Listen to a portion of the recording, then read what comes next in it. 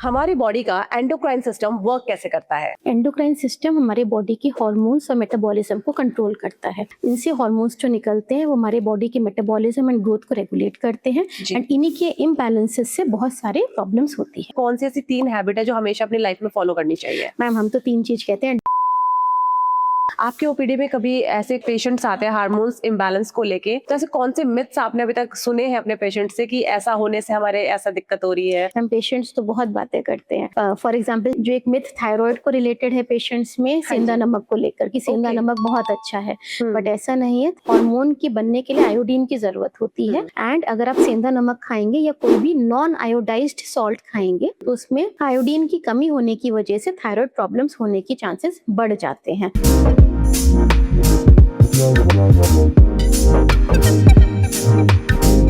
हमारी body daily अलग तरह से काम करती है। कभी हमारी एनर्जी लो होती है तो कभी हाई होती है।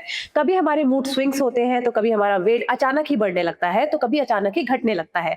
लेकिन क्या आपने कभी सोचा है कि हमारी बॉडी का रिमोट कंट्रोल किसके हाथ में होता है? Hello and welcome back to TGC show. मैं हूं प्रियंका और एक बार फिर हाजिर हूं आपके साथ एक नया एपिसोड, एक नया एक्सपर्टीज और एक नए टॉपिक के साथ। आज हम बात करने वाले हैं एंडोक्राइन हेल्थ के ऊपर और इन्हीं सब बातों पर सिंपल और प्रैक्टिकल तरीके से बात करने के लिए हमारे साथ मौजूद है expert and experience endocrinologist doctor Parul Singhal. Welcome to the podcast ma'am. Thank you ma'am, सबसे बेसिक सवाल से स्टार्ट करते हैं। हमारी बॉडी का एंडोक्राइन सिस्टम वर्क कैसे करता है? एंडोक्राइन सिस्टम हमारे बॉडी की हार्मोन्स और मेटाबॉलिज्म को कंट्रोल करता है जी। तो कौन कौन से हार्मोन्स हैं? अगर हम ऊपर से नीचे तक देखें तो हमारे बॉडी में कई सारी ग्रंथियां होती हैं, ग्लैंड्स होते हैं जिनसे हार्मोन्स निकलते हैं। सो ऊपर से pituitary, hypothalamus, thyroid and parathyroid, pancreas, adrenal and हमारा गोनाडल सिस्टम। तो ये सब एंडोक्राइन सिस्टम के पार्ट हैं।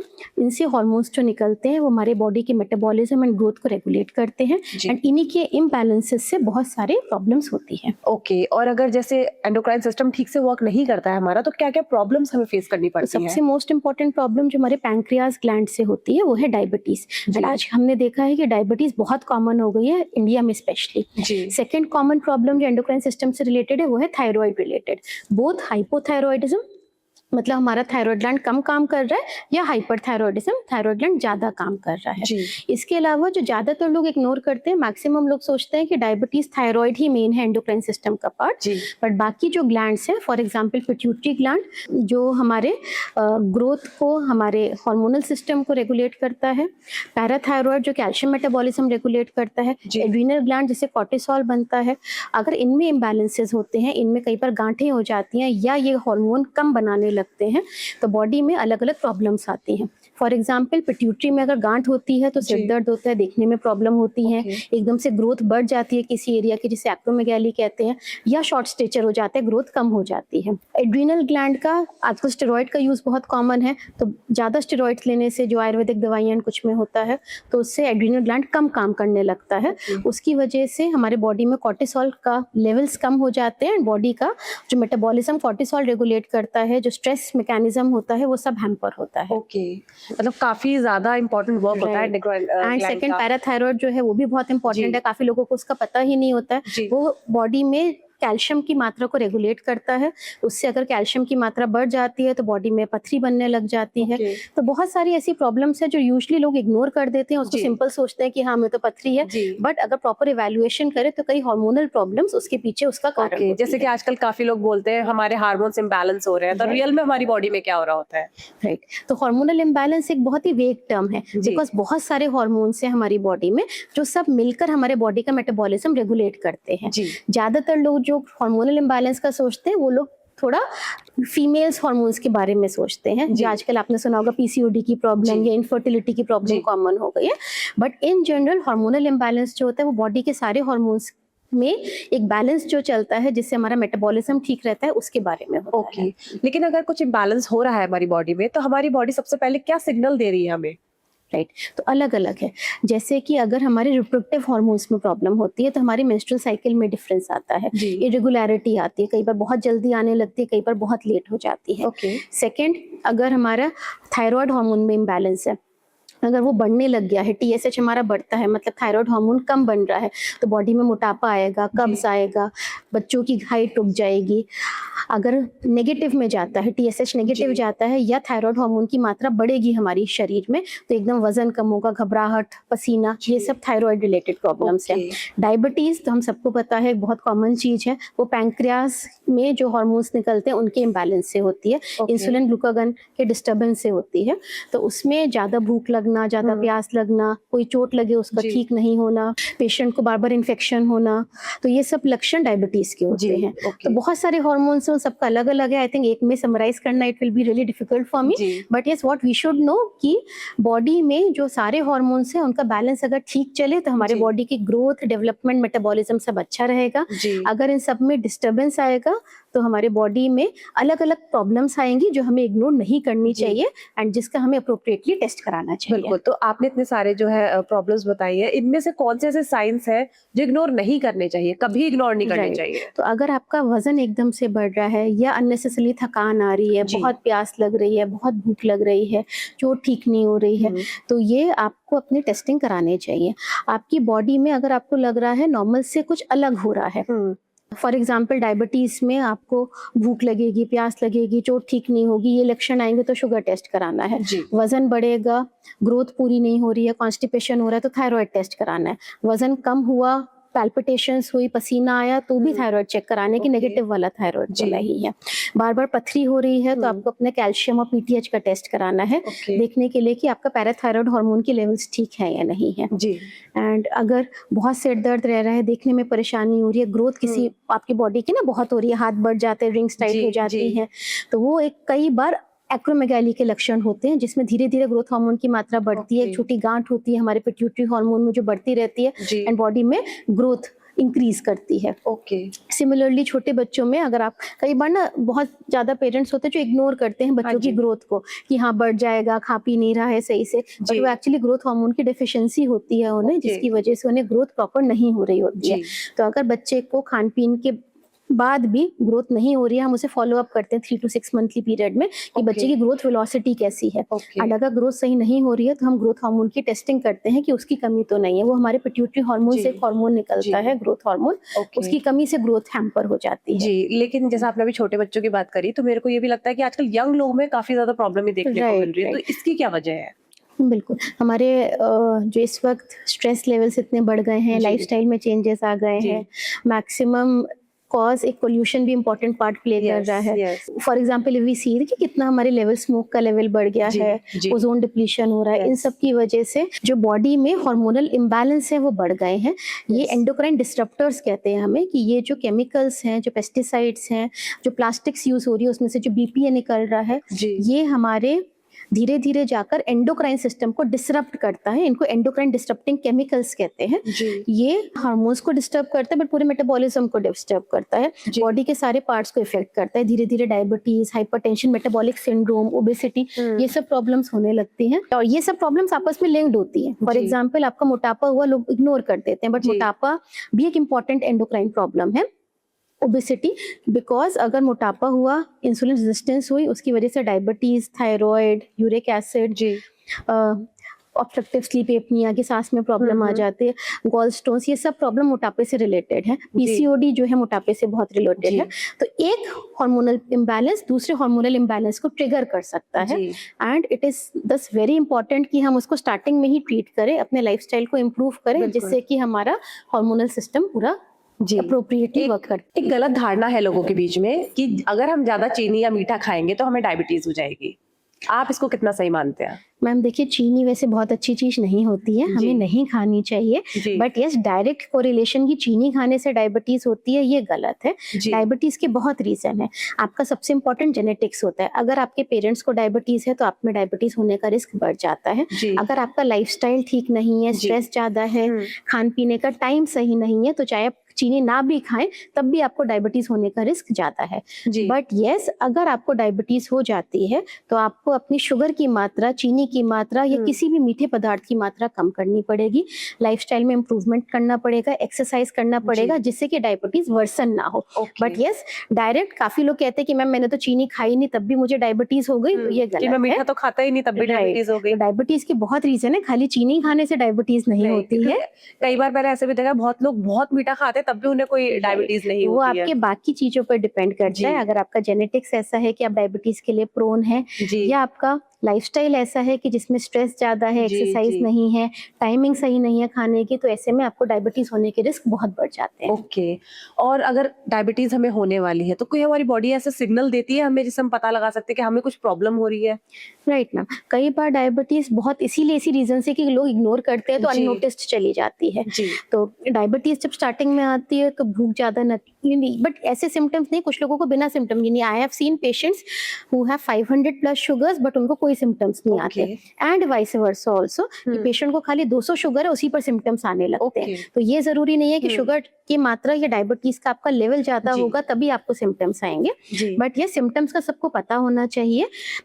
ज्यादा भूख लगना, ज्यादा प्यास लगना, एकदम से वजन कम हो जाना, पैरों में सूजन भी आ सकती है, आंखों से देखने में धुंधलापन आता है, कोई चोट लगती है उसको ठीक नहीं होती है, फीमेल्स में या जेंट्स में यूरिन वाले एरिया में खुजली होने लगती है, फंगल इन्फेक्शन होने लगता है, ये सब डायबिटीज के अर्ली सिम्टम्स हैं। कई बार हाथ पैरों में झंझनाहट होने लगती है, तो ये सब चीटी सी दौड़ती है, ये भी कई बार शुगर जब नसों पर इफेक्ट करती है तो उस पर असर आता है। तो ये सब डायबिटीज के लक्षण है। अगर कोई भी ऐसे सिम्टम्स है तो आपको अपनी डायबिटीज तुरंत चेक करानी चाहिए।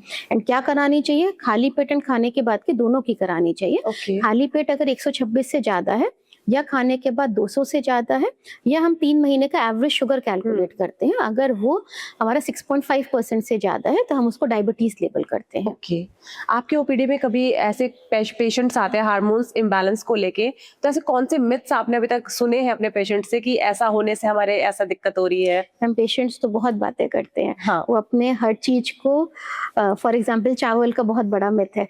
लोग कहते हैं कि मैम हमने तो चावल भी छोड़ दिए तब भी हमारी शुगर कंट्रोल नहीं हो रही है। तो यस, चावल is a carbohydrate, simple carbohydrate है, उसको खाने से शुगर के लेवल्स बढ़ते हैं, बट ऐसा नहीं कि आपने चावल छोड़ दिए तो आपका पूरा मेटाबॉलिज्म ठीक हो जाएगा, आपका सब ठीक हो जाएगा। सिमिलरली जो एक मिथ थायराइड को रिलेटेड है पेशेंट्स में, सेंधा नमक को लेकर, कि सेंधा नमक बहुत अच्छा है, बट ऐसा नहीं है। थायराइड हार्मोन के बनने के लिए आयोडीन की जरूरत होती है, एंड अगर आप सेंधा नमक खाएंगे या कोई भी नॉन आयोडाइज्ड सॉल्ट खाएंगे तो उसमें आयोडीन की कमी होने की वजह से थायराइड प्रॉब्लम्स होने की चांसेस बढ़ जाते हैं। तो थायराइड पेशेंट्स में या वैसे भी इन जनरल सारे पेशेंट्स में नमक कम खाना होता है, बट खाना आपको आयोडाइज्ड नमक ही है, बिकॉज आयोडीन डिफिशियंसी से थायराइड रिलेटेड प्रॉब्लम्स आपकी बढ़ जाएंगी। ओके। तीसरा मिथ जो मैं बताना चाहूंगी वो भी थायराइड पेशेंट्स का ही है। काफी लोगों को थायराइड की टैबलेट खाने का सही तरीका नहीं पता होता, because thyroid is a very common problem in our country. तो थायराइड की गोली सुबह खाली पेट खानी चाहिए। आइडियली जितना अर्ली मॉर्निंग आप लें बेटर रहेगा। गोली खाने के 1 से 1.5 घंटे तक कुछ और नहीं खाना है।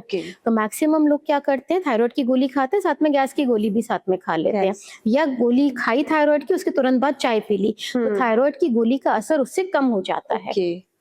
तो अगर गोली खाने का तरीका सही होगा तो खाली पेट खाना है, 1 से 1.5 घंटे तक चाय नाश्ता या कोई भी और दवाई नहीं लेनी है। एक दिन अगर गोली छूट जाए तो अगले दिन 2 गोली ले सकते हैं। राइट। एंड नमक टाटा नमक ही खाना है। एंड थायराइड पेशेंट्स में हम नॉर्मली जो गोइट्रोजेनिक चीजें होती हैं जैसे गोभी, सोयाबीन, वो अवॉइड करने को कहते हैं।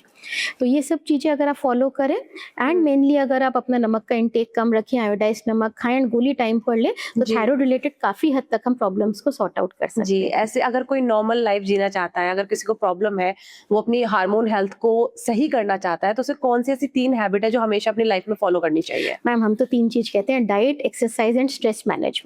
अपनी डाइट अच्छी रखिए, बैलेंस डाइट रखें, टाइम पर खाना खाएं, टाइम पर सोएं, एटलीस्ट 7 से 9 घंटे की नींद पूरी लें, एंड एक्सरसाइज करें। At least 40 minutes of regular physical activity is must for all the people.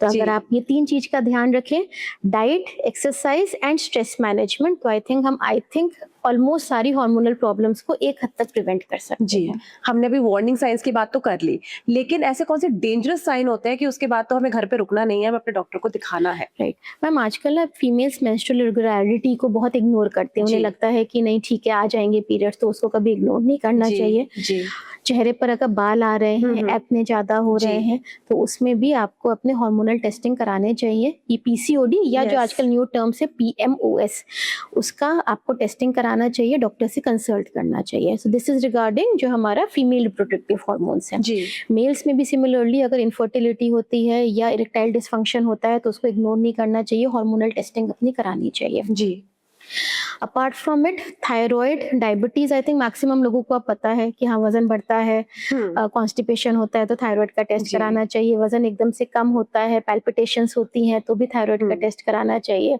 Diabetes का भी थोड़ा सा अवेयरनेस बढ़ा है बिकॉज इतने जी। सारे कैंप्स हो रहे हैं, स्क्रीनिंग Yes. टेस्ट हो रहे जी। हैं, तो उससे मैक्सिमम पेशेंट्स अपने डायबिटीज को जल्दी स्क्रीन कर ले रहे हैं। बाकी जो हार्मोन्स हमारे इग्नोर हो जाते हैं वो है पिट्यूटरी, पैराथायरॉयड और एड्रीनल। शायद इसकी अवेयरनेस नहीं है इतनी नहीं ज्यादा। है, लोगों को पता ही नहीं कि ये हार्मोन्स भी बहुत इंपॉर्टेंट जी। है हमारी बॉडी में। सो जी। पिट्यूटरी ग्लैंड का जैसे मैंने बताया कि ग्रोथ में बहुत इंपॉर्टेंट प्ले करता है। अडल्ट्स में एक्रोमेगैली हो सकती है, बच्चों में ग्रोथ हार्मोन डिफिशिएंसी बहुत कॉमन है जिससे ग्रोथ रुक सकती है। पिट्यूटरी ट्यूमर्स हो जाते हैं तो कई Okay. बार इतने बड़े ट्यूमर्स हो जाते हैं कि आंखों पर असर कर जाते हैं, विजन में इफेक्ट आता है, तो वो भी लोग इग्नोर कर देते जी, हैं। जी। तो ऐसे में कभी बहुत दिन तक हेडेक हो रहा है, उल्टियां हो रही हैं, देखने में प्रॉब्लम है, या आपको मेंसेस में प्रॉब्लम आ रही है, क्योंकि सारा पिट्यूटरी से 5 हार्मोन बनते हैं, तो अगर पिट्यूटरी ग्लैंड इफेक्टेड होगा तो पांचों के पांचों हार्मोन्स में प्रॉब्लम आएगी। जी। तो that is growth hormone, ACTH, thyroid, FSH and LH. Okay. FSH LH reproductive system को कंट्रोल करेंगे, थायराइड हमारा गले के ग्लैंड जो है उसको जी, कंट्रोल कर जी। रहा है, एंड एसीटीएच जो है हमारे एड्रिनल को कंट्रोल कर रहा है, and growth is very important as we know. तो अगर इन किसी हार्मोन में प्रॉब्लम आती है तो हमें तुरंत अपना दिमाग का एमआरआई कराना Okay. चाहिए, देखने के लिए कि पिट्यूटरी ग्लैंड हमारा ठीक है या नहीं है। ओके। एंड पथरी भी आजकल बहुत कॉमन हो गई जी, है। बहुत अगर ज्यादा। बार बार किडनी में, गुर्दे में आपकी पथरी बन रही है तो आपको कैल्शियम, पैराथायरॉइड की टेस्टिंग अपने करानी चाहिए। काफी ज्यादा क्लैरिटी हो गई इन चीजों के बारे में, हार्मोन्स, ग्लैंड्स के बारे में। और एक लास्ट मैसेज जो हमारे ऑडियंस को आप देना चाहेंगे? I think lifestyle is the की फॉर अ गुड हेल्थ। तो अगर आप अपने डाइट, एक्सरसाइज एंड स्ट्रेस को कम रखेंगे एंड अपना रेगुलर चेकअप कराते रहेंगे, अपनी हेल्थ को इग्नोर नहीं करेंगे, so I think that is the key to a healthy life. Yes. हम अपने आप को हेल्दी रख सकते हैं, अपने मेटाबॉलिज्म को ठीक रख सकते हैं, and I think we can pass on good genes to our patients, to our progenitors also, to हमारे बच्चों को भी हम अच्छी शिक्षा भी दे पाएंगे, उन्हें अच्छे मेटाबॉलिज्म इम्प्रूव कर पाएंगे। जी, thank you so much ma'am for joining us. बहुत ज़्यादा क्लैरिटी मिली है आपसे बात करके, एंड आई होप हमारी ऑडियंस को भी मिली होगी। और एक सिंपल सी बात है कि अपने हार्मोन्स को इग्नोर नहीं करना है, उस पर ध्यान दीजिए, आपकी लाइफ सेव कर सकता है, फ्यूचर में किसी बड़ी परेशानी से बच सकते हैं। आपको ये पॉडकास्ट अच्छा लगे तो प्लीज़ अपनी फ्रेंड्स और फैमिलीज के साथ शेयर करें, इस वीडियो को लाइक करें, सब, और हमारे ज्ञान वार्ता चैनल को सब्सक्राइब करें। मैं हूँ प्रियंका, फिर मिलूंगी आपसे एक नए एपिसोड में। Thank you.